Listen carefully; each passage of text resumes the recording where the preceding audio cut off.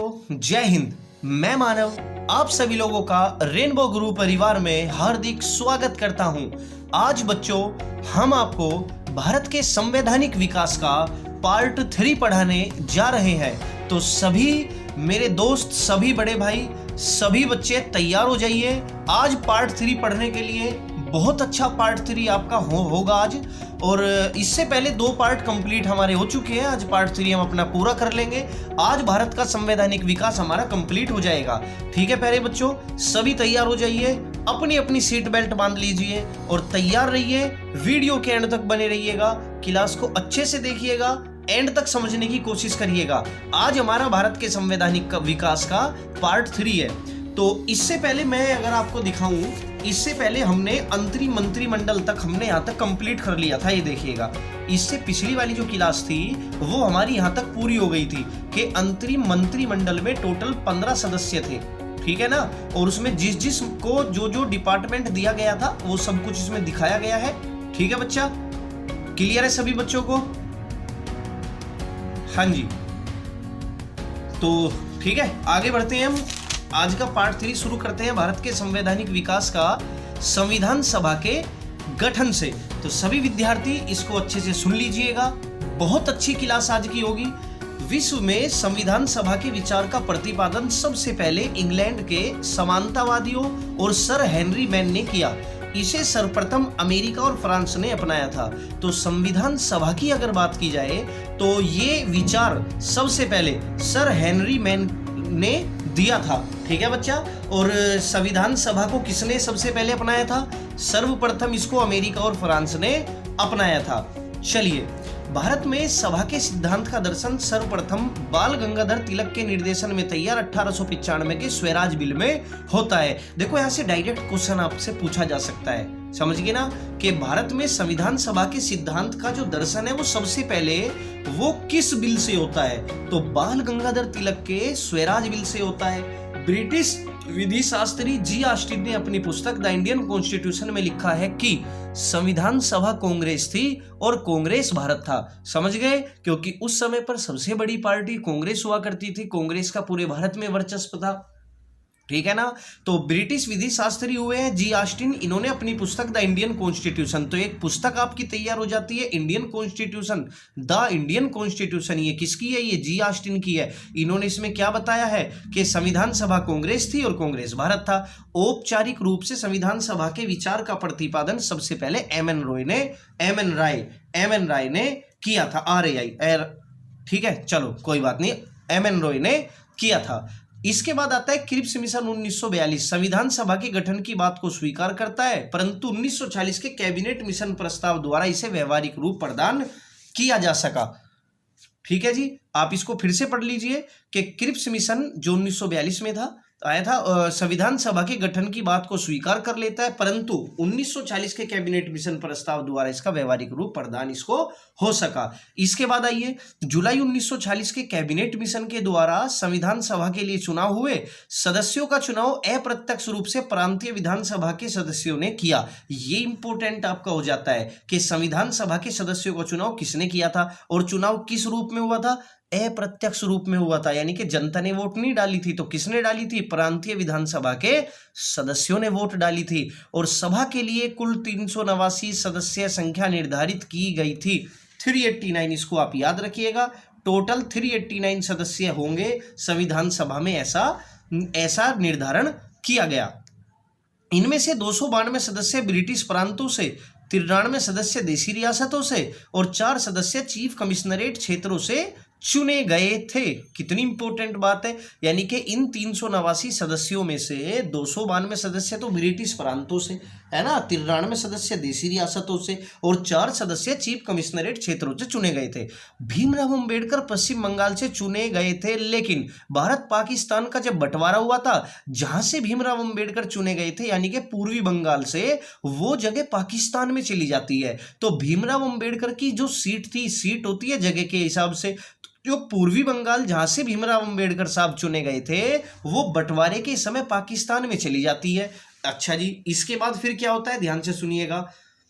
अतः भीमराव अंबेडकर को संविधान सभा में फिर से शामिल करना था, और इनको शामिल करने के लिए मुंबई प्रेसिडेंसी की कौन सी सीट बेटा? पूना सीट, ये याद रखिएगा, पूना सीट कांग्रेस के M.R. जयकर से त्याग पत्र दिलाकर खाली कराई गई, और फिर से भीमराव अंबेडकर को उपचुनाव के माध्यम से पुनः सभा में शामिल किया गया, उनको फिर से संविधान सभा में मिला लिया गया, जोड़ लिया गया।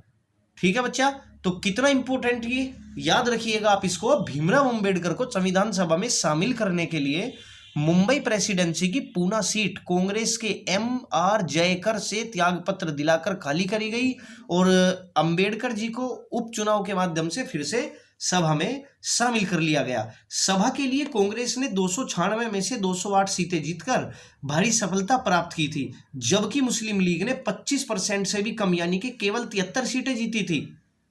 लीग ने स्वयं को कमजोर देखकर अलग संविधान की मांग कर दी, और लीग ने निर्वाचित संविधान सभा का पूर्ण बहिष्कार कर दिया। समझ गए? क्योंकि उनका वर्चस्व कम था, उनको ये लगा हमारी तो अब चलने वाली नहीं है, मुस्लिम लीग को लगा, तो इन्होंने अपने आप को जब स्थिति कमजोर देखी तो अलग संविधान की मांग कर दी, और लीग ने निर्वाचित संविधान सभा का पूर्ण बहिष्कार कर दिया। इसके बाद 9 दिसंबर को हुई सभा की पहली बैठक में मुस्लिम लीग शामिल नहीं हुई, अतः पहली बैठक में कुल 207 सदस्य ही शामिल हुए थे।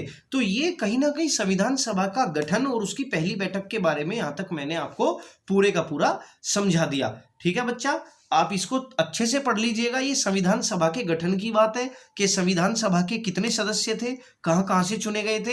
292 सदस्य ब्रिटिश प्रांतों से, 93 सदस्य देशी रियासतों से, और 4 सदस्य चीफ कमिश्नरेट क्षेत्रों से चुने गए थे। और संविधान सभा में मुस्लिम लीग की जो सदस्य संख्या थी वो 73 थी, जो 25% से भी कम थी। अपनी स्थिति कमजोर पाई और उन्होंने अलग संविधान की मांग कर दी।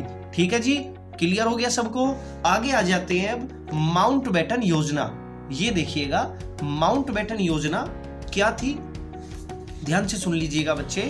कैबिनेट मिशन योजना 1946 के तहत जवाहरलाल नेहरू को अंतरिम सरकार हेतु आमंत्रित किए जाने के विरोध में लीग ने 16 अगस्त 1940 को प्रत्यक्ष कार्रवाई दिवस मनाया था, जिससे भारत में सांप्रदायिक दंगे हुए थे। ठीक है जी, फिर से बता देता हूं, कैबिनेट मिशन योजना 1940 के तहत जवाहरलाल नेहरू को अंतरिम सरकार हेतु आमंत्रित किए जाने के विरोध में, यानी मुस्लिम लीग नहीं चाहती थी कि जवाहरलाल नेहरू यहां पर आए। ठीक है जी, तो वो क्या करती है, वो 16 अगस्त 1940 को प्रत्यक्ष कार्रवाई दिवस मना देती है। तो आप याद रखिएगा मुस्लिम लीग ने ये दिवस कब मनाया, प्रत्यक्ष कार्रवाई दिवस 16 अगस्त 1946 को। चलिए, ब्रिटिश प्रधानमंत्री उस समय क्लीमेंट एटली तो थे ही। इन्होंने 20 फरवरी 1947 को घोषणा की कि 30 जून 1948 से पहले सत्ता भारतीयों को सौंप दी जाएगी।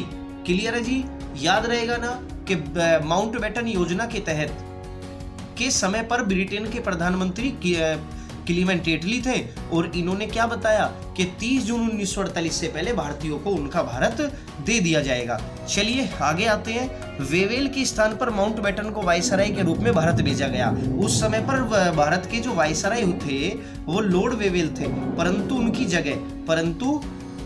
परंतु बच्चों उनकी जगह माउंटबेटन को वायसराय के रूप में भारत भेजा गया, और माउंटबेटन की अध्यक्षता में बनी विभाजन परिषद में भारतीय राष्ट्रीय कांग्रेस का प्रतिनिधित्व जवाहरलाल नेहरू और सरदार पटेल ने किया। देखो, मैं एक बार बता दूं आपको कि जो ये माउंटबेटन योजना है, इससे भारत का बंटवारा होना था इस योजना के तहत। चलिए आगे आते हैं। फिर 3 जून 1947 को माउंटबेटन ने अपनी नीति विषयक बयान जारी किया, जिसे माउंटबेटन योजना कहते हैं। इसे 3 जून योजना भी कहा जाता है, ये आप याद रख सकते हो। 3 जून योजना किसे कहते हैं, तो माउंटबेटन योजना को ही 3 जून योजना कहा जाता है। तो याद रखिएगा, 3 जून 1947 को माउंटबेटन ने अपनी नीति विषयक बयान जारी किया, जिसे माउंटबेटन योजना भी कहते हैं, और 3 जून योजना भी इसी को कहा जाता है। ठीक है, आगे बढ़ते हैं। आगे आते हैं। ये कहता है कि भारतीय स्वतंत्रता अधिनियम 1947 के अनुसार क्रमशः 14 अगस्त व 15 अगस्त 1947 को पाकिस्तान और भारत नामक 2 राज्यों का गठन किया गया। ठीक है, देखो राज्यों की परिभाषा में आता है ना ये भी, तो आप याद रखिएगा। भारतीय स्वतंत्रता अधिनियम 1947 के तहत पाकिस्तान और भारत दो अलग अलग राज्यों का गठन किया गया, पाकिस्तान का 14 अगस्त को, भारत का 15 अगस्त को। नोट देखिए, भारतीय स्वतंत्रता अधिनियम 1947 के अनुसार 15 अगस्त 1947 को भारत ने स्वतंत्रता प्राप्त की थी। ये आप याद रख सकते हो कि भारतीय स्वतंत्रता अधिनियम 1947 के अनुसार ही 15 अगस्त 1947 को भारत ने स्वतंत्रता प्राप्त की थी। आइए भारतीय संविधान के निर्माण की हम कुछ बात करते हैं। बहुत इंपॉर्टेंट, ये वाला भी टॉपिक काफी इंपॉर्टेंट रहता है किसी भी परीक्षा के लिए। देखिए, और बात हो यूपीएसआई की तो फिर तो क्या ही कहने। देखो, संविधान सभा की पहली बैठक 9 दिसंबर 1940 को नई दिल्ली के कॉन्स्टिट्यूशन हॉल में हुई, जिसे अब संसद भवन का केंद्रीय कक्ष कहते हैं। ये बात मैंने पहले भी आपको बता दी कि 9 दिसंबर 1940 को संविधान सभा की पहली बैठक हुई थी। इस दिन सभा के वरिष्ठतम सदस्य सच्चिदानंद सिन्हा को सभा का अस्थायी अध्यक्ष चुना गया और एच.सी. मुखर्जी को उपाध्यक्ष चुना गया। तो ये दो चीज सबसे पहले आप अभी तैयार कर लीजिए कि संविधान सभा की जो पहली बैठक थी उसमें जो सभा के सबसे वरिष्ठतम सदस्य थे डॉक्टर सच्चिदानंद सिन्हा को सभा का अस्थायी अध्यक्ष चुन लिया गया और एच.सी. मुखर्जी को उपाध्यक्ष चुन लिया गया। इसके बाद 11 दिसंबर 1940 को डॉक्टर राजेंद्र प्रसाद को सर्वसम्मति से सभा का स्थायी अध्यक्ष तथा बी.एन. राव को, बेनेगल नरसिम्हा राव को संवैधानिक सलाहकार नियुक्त किया गया। देखो, बी.एन. राव जो थे वो संवैधानिक सलाहकार थे। 11 दिसंबर को 1940 में राजेंद्र प्रसाद को स्थायी अध्यक्ष तथा बी.एन. राव को संवैधानिक सलाहकार नियुक्त किया गया। इसके बाद आते हैं सभा की कार्रवाई जवाहरलाल नेहरू द्वारा 13 दिसंबर 1940 को प्रस्तुत उद्देश्य प्रस्ताव के साथ प्रारंभ हुई। देखो, ये वाली लाइन बहुत इंपॉर्टेंट हो जाती है किसी भी परीक्षा के लिए। ठीक है जी, सभी विद्यार्थी इसको ध्यान से सुन लीजिएगा। सभा की कार्यवाही जवाहरलाल नेहरू के द्वारा कब हुई थी शुरू, कब प्रस्तुत की गई? 13 दिसंबर 1946 को प्रस्तुत उद्देश्य प्रस्ताव के साथ प्रारंभ हुई। समझ गए? तो जवाहरलाल नेहरू ने उद्देश्य प्रस्ताव कब रखा था सभा के आगे, सभा के सामने? 13 दिसंबर 1946 को, 13 दिसंबर 1946 को। और इसको स्वीकृति कब मिली थी? 22 जनवरी 1947 को, 22 जनवरी 1947 को। आइए, दोनों तारीख याद रखना, मैं पहले ही बता रहा हूं, बहुत इंपॉर्टेंट है। संविधान निर्माण के लिए टोटल 21 समिति बनाई गई थी और सबसे महत्वपूर्ण समिति इसमें से प्रारूप समिति थी, जिनके अध्यक्ष कौन थे? डॉक्टर भीमराव अंबेडकर। समझ गए? और आप ये मत भूल जाना, डॉक्टर भीमराव अंबेडकर बंगाल से चुने गए थे, पूर्वी बंगाल से। लेकिन पूर्वी बंगाल भारत पाकिस्तान बंटवारे के समय कहाँ चला गया था? जिसे आज बांग्लादेश कहते हैं, वो उस समय पर पूर्वी पाकिस्तान था, वहां चला गया था। ठीक है ना? फिर पुणे की सीट खाली कराई गई थी कांग्रेस की, है ना, एम जयकर से त्याग पत्र दिलाकर, और फिर वहां से उपचुनाव करा के भीमराव अंबेडकर को फिर से संविधान सभा में लाया गया, शामिल किया गया। तो प्रारूप समिति, देखो, संविधान निर्माण के लिए 21 समिति थी टोटल। ये भी सवाल आ सकता है, कुल कितनी समिति थी? तो 21 समिति थी टोटल, और जिनमें सबसे इंपॉर्टेंट थी प्रारूप समिति, ड्राफ्ट कमेटी। इनका काम था संविधान की रूपरेखा तैयार करना पूरी। देखो, इसके अध्यक्ष कौन थे? डॉक्टर अंबेडकर। और प्रारूप समिति में कुल कितने सदस्य थे? 7 सदस्य थे। सातों के नाम लिख करके लाया हूं आपके लिए। देखो, डॉक्टर भीमराव अंबेडकर इसके अध्यक्ष थे, के.एम. मुंशी, सैयद मोहम्मद सादुल्ला, गोपाल स्वामी अयंगर, अल्लादी कृष्ण स्वामी अय्यर, डी.पी. खेतान। परंतु इनकी अचानक मृत्यु हो गई थी, इनकी जगह टी. कृष्णमचारी सदस्य बने थे। ये बात याद रखना कि टी. कृष्णमचारी जो सदस्य प्रारूप समिति के बने थे, वो किनके स्थान पर बने थे? डी.पी. खेतान के स्थान पर बने थे। एक बी.एल. मित्र थे, इनके स्थान पर कुछ समय बाद एन. माधवराव सदस्य बने थे। तो प्रारूप समिति के सातों सदस्य को आप अच्छे से सुन लीजिएगा। और इसमें आप देखेंगे कि सैयद मोहम्मद सादुल्ला, क्या याद रखेंगे? सैयद मोहम्मद सादुल्ला इसमें मुस्लिम सदस्य थे। तो देखो, यहां से हमें ये पता चलता है कि हिंदू मुस्लिम का कोई भेदभाव इसमें नहीं किया गया था, क्योंकि ये सबसे महत्वपूर्ण समिति थी और मुस्लिम था इसमें। तो ये पहले से ही भारत जो देश है वो इतना कोई फर्क करता नहीं है किसी भी धर्म में। सब धर्मों को यहाँ पर बराबर मान्यता दी गई है पहले से। देखो, ये कब की बात है, ठीक है ना? तो प्रारूप समिति के सातों सदस्य, आप इसको बिल्कुल अभी स्क्रीनशॉट ले लीजिए, इसका बिल्कुल ले लीजिए स्क्रीनशॉट अभी आप इसका। बहुत इंपॉर्टेंट है, सातों सदस्यों के नाम और एकमात्र मुस्लिम सैयद मोहम्मद सादुल्ला। चलिए, तो संविधान निर्मात्री समिति और उनके अध्यक्ष जो थे, देखो, ये समिति है और इधर अध्यक्ष है, समिति और अध्यक्ष। ध्यान से सुनिएगा बच्चे, प्रारूप समिति के अध्यक्ष कौन थे? भीमराव अंबेडकर। संघ संविधान समिति के जवाहरलाल नेहरू, राज्य समिति के भी जवाहरलाल नेहरू, और इसके बाद झंडा समिति, नियम समिति, रियासत समिति, देशी रियासत समझौता समिति और संचालन समिति। टोटल ये कितनी होती है? झंडा, नियम, रियासत, देशी रियासत समझौता और संचालन समिति, 1 2 3 4 5, ये 5 जो समिति है संचालन समिति तक, इन सभी के अध्यक्ष कौन थे? डॉक्टर राजेंद्र प्रसाद थे। इन 5 के फिर से नाम बता रहा हूं, झंडा समिति डॉक्टर राजेंद्र प्रसाद अध्यक्ष थे, और नियम समिति, रियासत समिति, देशी रियासत समझौता समिति और संचालन समिति, सभी के अध्यक्ष डॉक्टर राजेंद्र प्रसाद आपके थे।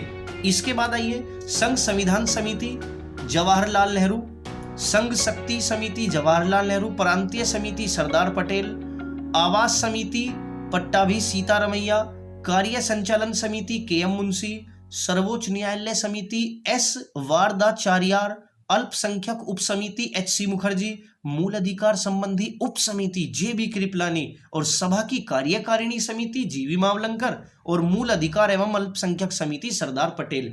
आप इनको जरूर याद कर लीजिएगा। जितनी भी इंपॉर्टेंट संविधान की समिति है, संविधान सभा बना, संविधान तैयार करने के लिए जितनी भी समिति थी, उनमें से जो सबसे टॉप इंपॉर्टेंट, मोस्ट इंपॉर्टेंट है, सारी मैंने यहाँ पर लिख दी है। आप चाहो तो इसका आप स्क्रीनशॉट भी ले सकते हो। ठीक है जी, ये आपकी टोटल जो इंपॉर्टेंट है सारी समिति और उनके अध्यक्ष मैंने आपको बता दिए। चलिए इसके बाद हम आगे आ जाते हैं। इसके बाद बच्चों आगे आ जाते हैं, देखिएगा। सभा के संवैधानिक सलाहकार बी.एन. राव ने अक्टूबर 1947 को संविधान का पहला प्रारूप तैयार किया, जिसमें कुल 243 अनुच्छेद और 13 अनुसूचियां थी। तो ये भी एक सवाल यहां से डायरेक्ट हिट कर सकता है कि सभा के संवैधानिक सलाहकार कौन थे। सबसे पहले तो बी.एन. राव थे और इन्होंने संविधान का पहला प्रारूप तैयार किया था। समझ गए? ऐसा पूछा जा सकता है कि संविधान का सबसे पहला प्रारूप तैयार किसने किया? तो बी.एन. राव ने किया। बी.एन. राव ने किया। इसमें अनुच्छेद 243 और 13 अनुसूचियां थी। संविधान के प्रारूप जो था, संविधान का जो प्रारूप था, इस पर कुल 3 वाचन हुए हैं। 3 वाचन हुए हैं, यानी कि वाचन मतलब विचार विमर्श हुए, यानी मीटिंग हुई है। यह था, यह जो निम्नलिखित। देखो, पहला वाचन जो हुआ वो 4 नवंबर से 9 नवंबर 1948, दूसरा वाचन 15 नवंबर 1948 से 17 अक्टूबर 1949, और तीसरा वाचन 14 नवंबर 1949 से 26 नवंबर 1949 तक।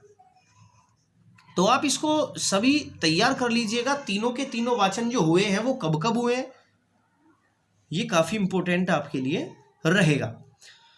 तो डॉक्टर अंबेडकर ने संविधान सभा द्वारा निर्मित संविधान को पारित करने का प्रस्ताव रखा, जो 26 नवंबर 1949 को पारित हुआ, तथा इसी दिन संविधान को अंगीकार कर लिया गया। आप जानते होंगे 26 नवंबर को विधि दिवस भी मनाते हैं, क्योंकि इस दिन हमारा संविधान बनकर के तैयार हुआ था। इस दिन इसको अंगीकार कर लिया गया, एडॉप्ट कर लिया गया। 284 सदस्यों ने संविधान पर हस्ताक्षर किए थे, जिनमें 8 महिलाएं भी थी। ये बात आप याद रखिएगा कि संविधान पर कुल कितने लोगों ने हस्ताक्षर किए थे, तो 284 सदस्यों ने हस्ताक्षर किए थे, जिनमें से 8 महिलाएं भी थी। प्रारूप पर कुल कितने दिन बहस हुई? 114 दिन बहस हुई। कितने दिन? 114, आप याद रखिएगा। और इस प्रकार संविधान निर्माण में कुल 2 साल 11 महीने 18 दिन बहस हुई, यानी इतने दिन इसको बनाने में लग गए। याद रखिएगा, संविधान बनाने में कुल कितने दिन लगे? 2 साल 11 महीने 18 दिन। संविधान तैयार करने में कुल अगर खर्चा देखा जाए तो 6 करोड़ 40 लाख, यानी कि 6.5 करोड़ का खर्चा आया था। और संविधान सभा की कुल बैठकें कितनी हुई? 12 बैठक हुई थी संविधान सभा की। अंतिम बैठक जो 12वीं थी वो कब हुई? 24 जनवरी 1950 को।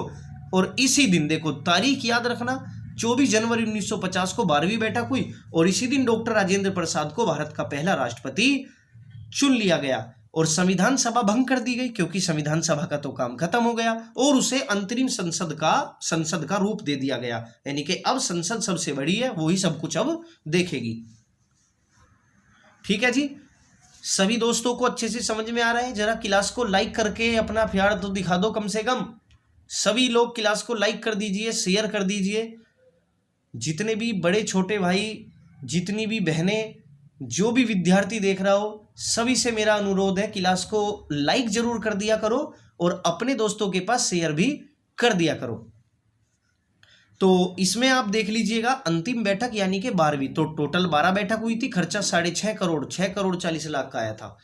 ठीक है ना, उस समय पर बहुत बड़ी रकम थी अपने आप में। तो भारत का पहला राष्ट्रपति किसे चुना गया 12वीं बैठक में? डॉक्टर राजेंद्र प्रसाद को। कब? 24 जनवरी 1950 को। संविधान सभा भंग कर दी गई थी कब? जब 12वीं अंतिम बैठक हुई थी। और संविधान सभा को किसमें परिवर्तित कर दिया गया? अंतरिम संसद में परिवर्तित कर दिया गया। और ये देखो अनुच्छेद जो 393 और 394 है, इन दोनों का गहरा संबंध है। इससे देखो संविधान का संक्षिप्त नाम दिया गया है। संविधान का नाम किस अनुच्छेद में है? भारत का संविधान 393 में। देखो भारत के संविधान का क्या नाम है? भारत का संविधान। ये किस अनुच्छेद में दिया गया है? 393 में दिया गया है। और 394 में इसके लागू होने के बारे में है कि संविधान लागू हुआ। ठीक है जी। और 26 नवंबर 1949 को 16 अनुच्छेद प्रभावी कर दिए गए थे। 16 अनुच्छेद निम्न है, यानी कि जब 26 नवंबर 1949 को संविधान अपना लिया गया था तब टोटल संविधान लागू नहीं हुआ, समझ गए। और 26 नवंबर को जैसे ही उसको अंगीकार किया गया तब 16 अनुच्छेद तुरंत प्रभावी कर दिए गए, तुरंत लागू कर दिए गए। ये 16 के 16 जो अनुच्छेद है वो मैं लिख करके अच्छे से लाया हूं, आप ध्यान से सुन लीजिएगा। मैं एक बार सबका शॉर्ट रिवीजन करा देता हूं। देखिए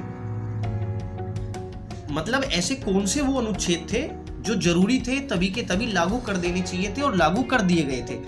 अनुच्छेद 5 संविधान के प्रारंभ पर नागरिकता।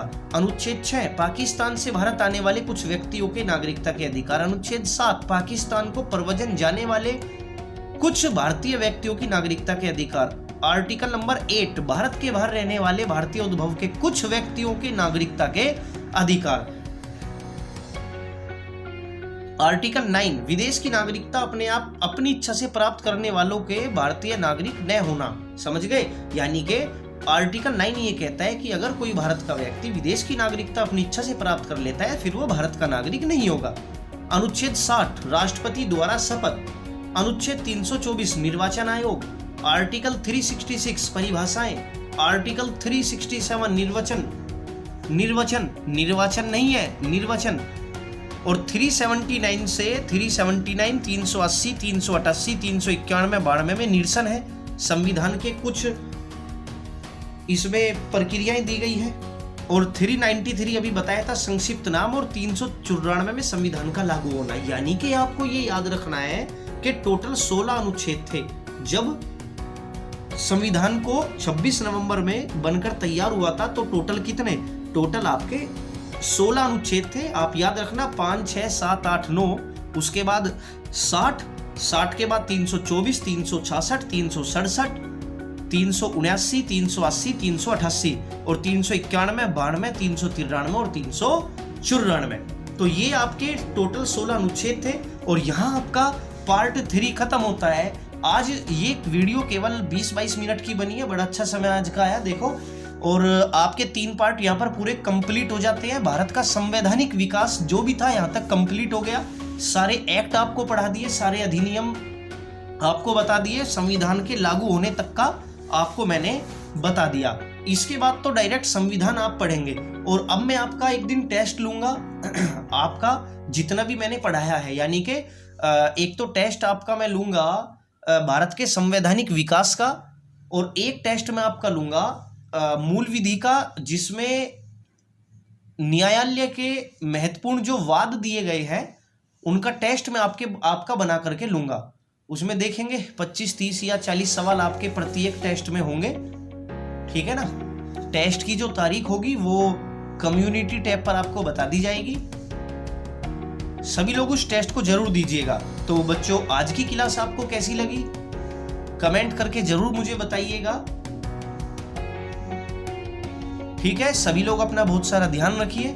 लॉकडाउन में बिना वजह घर से बाहर ना निकले, बहुत जरूरी हो तभी घर से बाहर निकले, वो भी फेस पर मास्क आपके लगा होना चाहिए, वो भी डबल सिक्योरिटी वाला। 2 मास्क लगाकर आप घर से बाहर निकलिएगा। जय हिंद, जय भारत।